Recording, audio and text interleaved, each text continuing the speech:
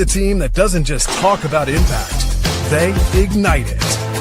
Jim Morris and producer Rachel. Good morning. Good morning. Good morning. Oh, yes. I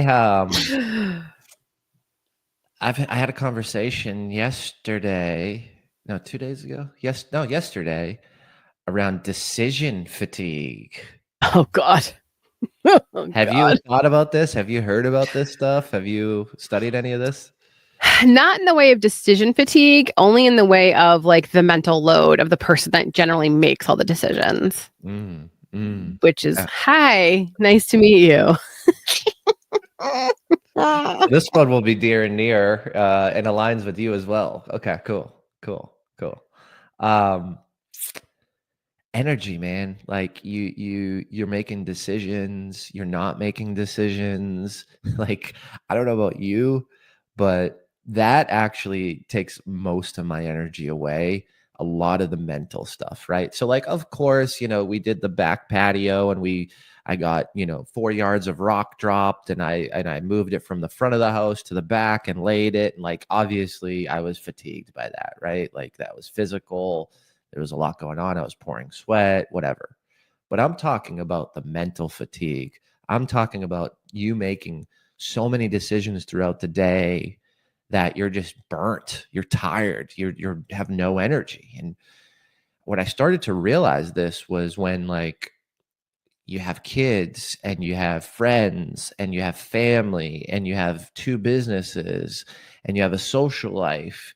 And I was like, let me just think about how many decisions in one day that I make, right? And here's the crazy thing. I do this audit. I look at all the decisions. It was like 280 something decisions, 82 or 84, something like that. Do you know what was actually taxing the most? Was the little stupid decisions that I wasn't making or that I thought about so much throughout the day before I made them.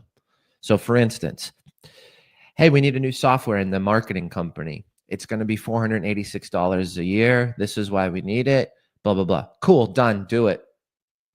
Go take my card assistant. The PayPal account. Go pay for it. Send the receipt to the accounting. Blah, blah, blah, blah. Done. Send it to Gene on the team. Gene can use it. Just build the, password, sign in, log in, put it on the sheet, right? Blah, blah, blah, blah. That decision was fucking easy. $500, right? But the little decision around, should we go to the park on Tuesday or in the morning or the afternoon? Well, we have an hour here, but we'd have 2 hours here with the kids. And like, I thought about that for like 2 days. And then I was like, why is my energy down? Well, I realized that it doesn't need to be all high level decisions. It doesn't need to be all medium or low level decisions. What's the total number of decisions that you're making throughout the day? And it can be stuff like a doctor's appointment. It can be stuff like, our dishwasher just broke, right? I've been thinking about that for 4 days. I just need to go buy a new dishwasher, right? But then I realized, well, why did I not have so much energy the other day? It's because I made a lot of decisions, and personal and business. And I was doing a lot of the things that I didn't even need to make a decision about. So for instance, and I'll give you an example of this, that decision of $500, yes, I should make that for my company. It's $485 a year, whatever, right? Why am I making all the decisions if it's like, hey, I need to buy this Illustrator to get this logo for a client? It's $4. Hey, I need to buy this. It's $2. Hey, I need to buy more supplies. Hey, the charger on the laptop that, the company bought isn't working. It's $41 on Amazon. Like, I'm making too many low-level decisions, which that's the cause of my energy being decreased and drained, essentially. So I wanted to just talk today about like decisions in general. And are you making low value decisions throughout the day? And how many of those? Because I think those are what's going to drain your energy to where you're doing stuff at such a low capacity and you're making decisions at a low capacity that you don't need to make, but it's taking up your time, it's taking up your energy, and it's adding to those. Like that 282 or whatever I did, when I look back on it, like half of those were stuff that I didn't even have to make a decision on. I just set up a system where someone came to me and asked that question. I went back, I was like, you can make those decisions. And now that 280 something is reduced drastically down, because that employee, that associate, that team member, that partner, that even a friend, right? Like, it's like, hey, let's go out to dinner on Friday. Great. Let me know where to be. Where do you want to go? Just let me know where to be. I'm not making the dinner decision for a friend who wants to hang out with me. Send me the address. That's it. Like, I'm done with it, because that's just another low-level decision that I need to make. I don't care where we're eating. I really don't. Like, yeah, if it's, McDonald's, I'm going to have something to say. But like, if it's a restaurant, like, I don't care. I know we're going to go to a restaurant because that person doesn't eat McDonald's and they know I don't eat it either. Right. So like, why am I making that decision? Why am I spending time on it? Why am I adding it to my agenda, my calendar, when I don't need to? It's a low level. Well, there's decision fatigue. And then also on top of that, I have like the mental load, right? As like the one who makes the doctor's appointments. And then all I'm doing is thinking about all that stuff. I sign them up for all the activities, and I have to fill out all that paperwork. And then I also have to put it on the calendar, right? And so that frustrates me, because my husband doesn't care about it until it shows up on the calendar, or he'll like look to me and be like, what are we doing on? It's like, look on the calendar. Like, right? Like the other day is like, can I work on Saturday? I'm like, I don't know what's on the calendar. Like, why are you asking me? That frustrates me a lot, because it's like, yes, am I good at like putting all the puzzle pieces together? Sure. But it's like, it's that I'm the default anyway. So like, there's who else is going to do it. And then when it comes to like literally just eating out or like food choices, I hate it. I hate when they ask me what's for dinner. I'm like, I don't know. What are you making? So I'm like, no joke. I joined one of those like meal club things, and now we just get pre-prepared meals, and I just say, whatever you want. I bought a bunch of different options. You can have whatever you want. It made it easier for me, where I'm like, oh, great. There's food in the fridge, and everyone's fed. Like, they have options. I don't have to worry about it. Yeah. But it was so fatiguing, because to me, it was like, if it's not moving the like needle in my business, if it's not making me money, like doing things like cleaning the house, doing the dishes, doing the laundry, getting food on the table, it's like, I don't have the time for it right now. Like, my brain can't handle those stupid little things that you all can figure out for yourselves. And like, my kids aren't little, they can make a meal. Or I'll do like, it's fend for yourself night, and they know what that means. That means like, we have to figure out something to eat, or it's cereal. And so I had to give myself grace, because I realized like that decision fatigue was also leading to burnout in the house too. Because if this isn't if this isn't like a happy foundation, that anything I'm building on top of it is going to crumble anyway. Sure. And so it was just a matter of having that conversation with my husband, where it's just like, I can't stop asking me more questions. Like, like and then also, because I think you do this with your wife, where it's like, let's just pick a day of the week to go through the calendar. So it's not like every day asking me like, what do we have tomorrow? I'm like, I don't know. There's this thing called a calendar. You should look on it.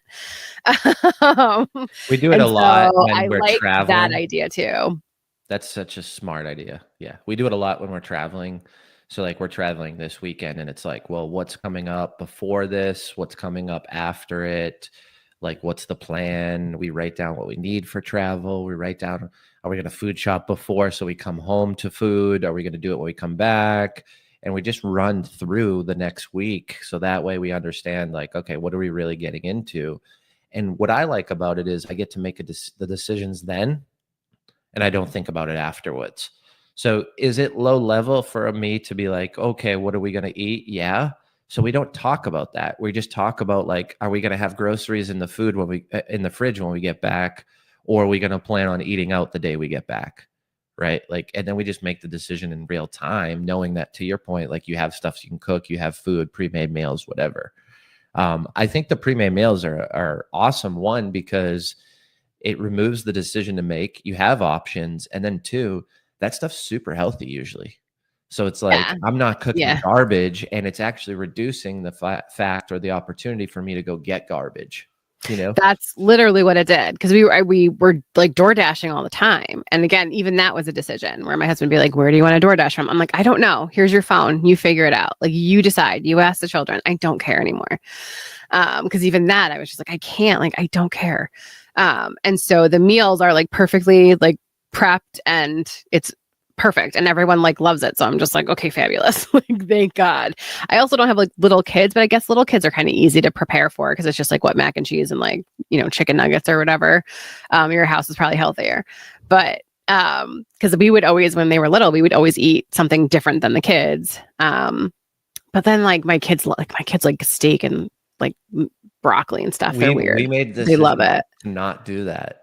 We made the decision to not do that early on. So they eat what you're eating. And if she doesn't like it, then she gets applesauce or fruit.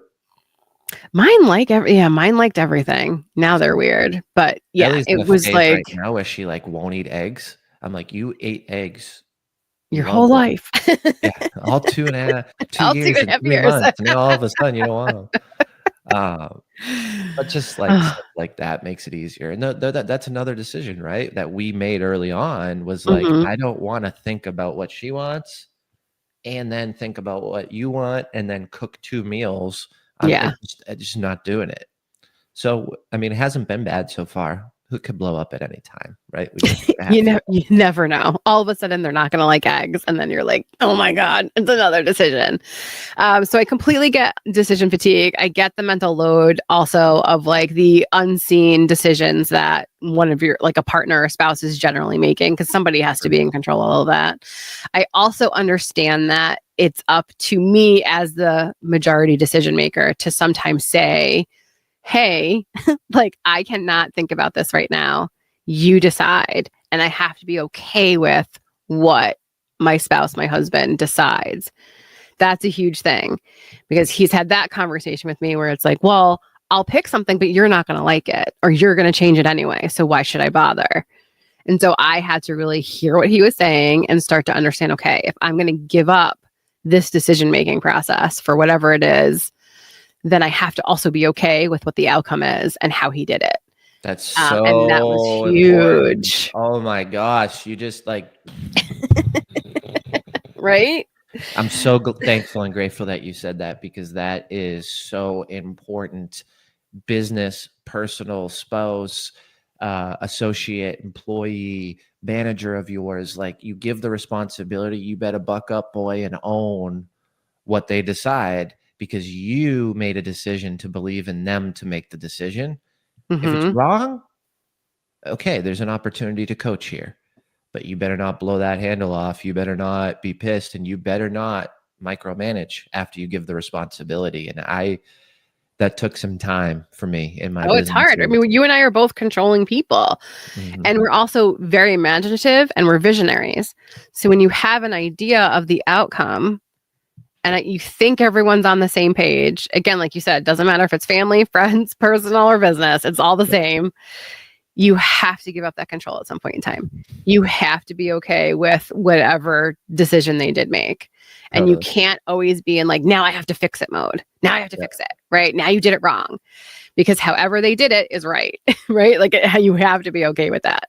And I also had to get into that space because I didn't want it to then the next time be him either doing it wrong on purpose, so he didn't have to do it again, and or just not wanting to do it because the last experience was so miserable, right? Where it's like, well, why should I bother when you're going to hate it anyway, right? And so you don't want to be in that space. You want to give people the freedom to like, okay, execute in the way that you feel like is the best way.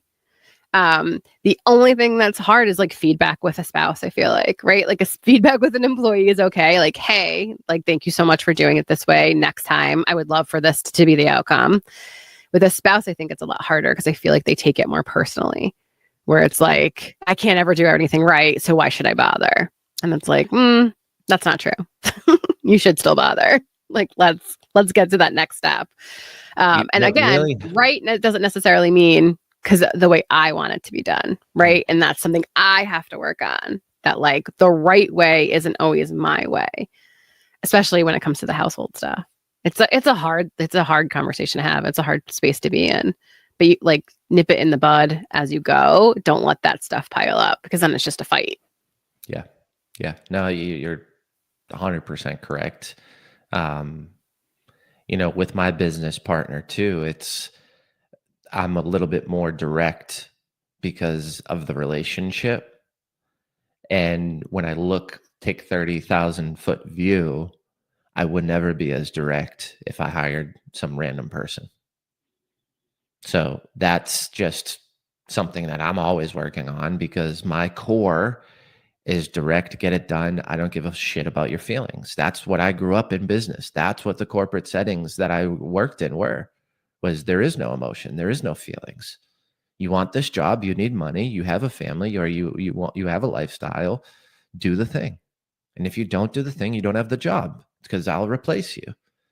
And that's what I grew up in the 2000s, right? Like that was the corporate culture, and that was the corporate culture. And when I left in 2020.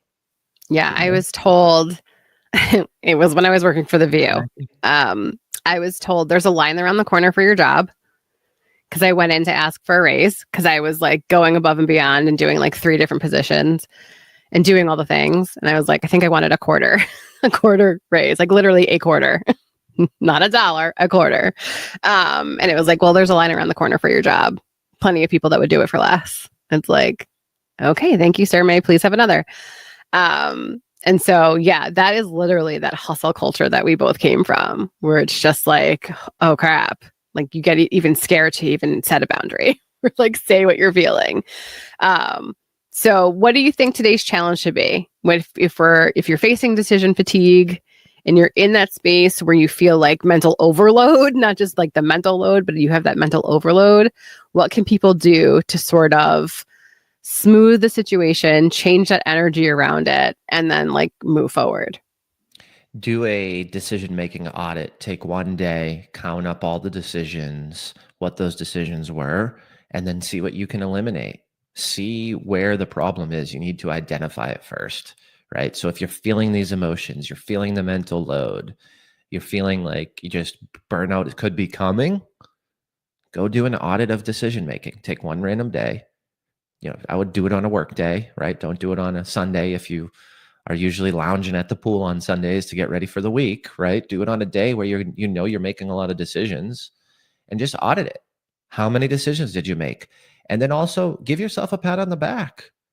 Like, dude, I made 40 decisions today. This is crazy. Like, wow, I thought I wasn't really doing anything today. I didn't really have any big wins. I didn't bring in a $50,000 client. I thought today sucked. No, I made 52 decisions.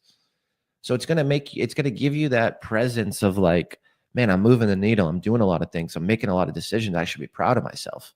Great opportunity for a little gratitude there. But then move into, what are the low-level decisions that you don't need to make? What can you delegate? What system can you put in place so it doesn't even get to you? If you have a team, if you have some technology, and if it's in your personal life, like what meeting do you have to have with your spouse or your family or your friends to just advise them on the fact that you're making a change around certain decisions that you used to make, right? This isn't an ask for permission thing. You own your energy. Let's rise together. Let's energize together. But this is you making a decision. I'm not going to choose. We eat out every Friday night in my personal life. I'm not going to choose the dinner. Or because I don't want to add another decision on my Friday night, because that's usually when I wind down, because I made 400 decisions all week because I did my audits. Fridays, I don't want to make as many. Why don't on this Friday, we make a decision for what we're going to eat every Friday for the next 6 weeks? So what did I do there? Instead of 6 decisions, 6 different days, I made one decision on one day, and I eliminated the next 6. So there's so many different ways we can mitigate and reduce the decisions that we're making that will open up mental load to be more available and receive the things that we wish and want. And we're not doing this low level stuff. If it's an employee and there's a process that needs to be enhanced, enhance it, invest in it, right? Like my team came to me at one point and said, hey, we need this new feature to approve. We don't like using this tech stack. We want to do it this. This is easier. I said, anytime you need to change something, just do it. Like, I don't need to know we're going to use this app instead of this one. I don't really care. I just want to get the conclusion, right? So like that, we've changed apps twice now. Different stuff, right? We didn't change that exact app, but like there's other stuff that we've changed since then. So that's what I'd leave you with today. Reflect on it, pick a day, how many decisions, which low-level decisions can you delegate or eliminate, and then, start to take action on that stuff. Exactly. Delegate, eliminate, and be okay with the outcome. Most important. See, I already forgot it, y'all. Like, be okay with the delegation. Be okay with the outcome. Oh, we got this. All right, everybody. Have a good day. Bye.